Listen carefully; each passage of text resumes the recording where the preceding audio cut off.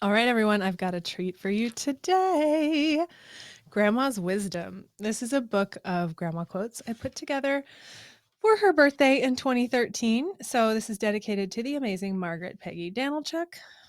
And the dedication is to many more happy, healthy years, which she had because she lived another 7 years after this.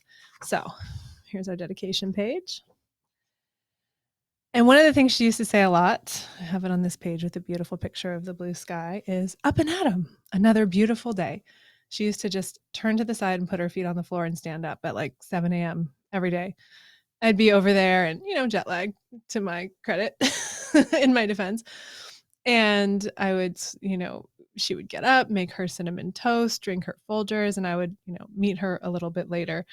A lot of times I would kind of hear her doing that while I was still sleeping.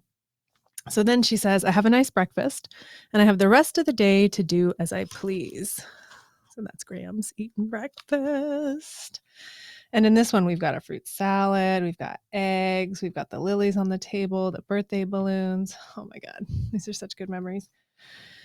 Then she would say, get out when you want. Get up and say, let's go. You might as well get out and see something. So as she got older, she would slow down. And we would say, Grandma, do you want to go out to Montauk? Grandma, do you want to go wine tasting? Do you want to go for a drive? And sometimes she'd be like, no, no, no. But eventually she'd say, oh, why the hell not? And we'd be up and at 'em. So that's me, Grams. One time we drove all the way out to the North Fork of Long Island, and we were walking on the beach, and I found this little rusty heart-shaped piece of metal. So I included that in here, and she says, you do what pleases you. I do what pleases me. And that's it. Such wisdom. Another thing she was fond of saying is, I don't let him mess with me. I'm a toughie.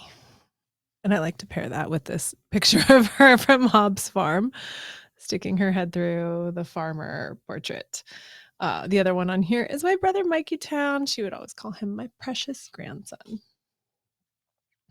She had this wisdom when it came to money. She didn't grow up with much or have a lot in a material sense, but she said, I don't like to skimp. You like something, buy it.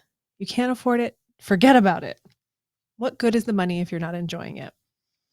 And so I have with that a little picture from the Floyd estate of a brush with kind of metallic silver ingrained on the top, and just how these little things we can find small things in life. This one's probably expensive, but we can find small things in life that bring us joy.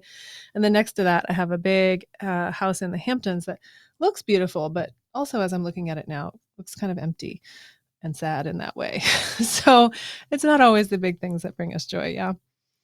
She used to say, Peter was a good boy, never gave us any problems. Your mother, she's handy. She twists, she turns, she's a whiz. There's a picture of her with my parents. I love this one. She would say, there's so much beauty in the world. The sky, the stars, the moon, the trees, nature. Some people don't see it. I say they're crazy. So I put together some photos from the vineyards and the beach, and I would love to just sit on her backyard porch with her. She would say things like the birds, the bees, the trees. And so much of this seems, I don't know, simple and almost elementary, but there was something about the truth of it, really, that I really connected with. So we went wine tasting on her 96th birthday, and I'll show you some photos from that in a moment. But she used to say all the time, you'd be like, do you want to do this, Grandma? And she'd be like, why not? Pouring her a glass of wine. She'd say, why not? But she would also say, she would pour the wine and then, lift it up to say cheers and say, drink up, you're behind. And I always thought it was cute because I was like, oh, Grandma's encouraging me to drink. And that's so, sort of antithetical. You would think your grandparents are telling you not to drink. And then I got it because it's a double entendre, right? She was saying, drink up your behind. Right. I was like, Grandma. Anyway, it's funny. So the bartender, when we were doing the wine tasting, said, wow, you're 96 and you're so, full of life. What's your secret? And she said, my advice, happy thoughts and be kind to people. And then she paused for a moment and said, and drink wine.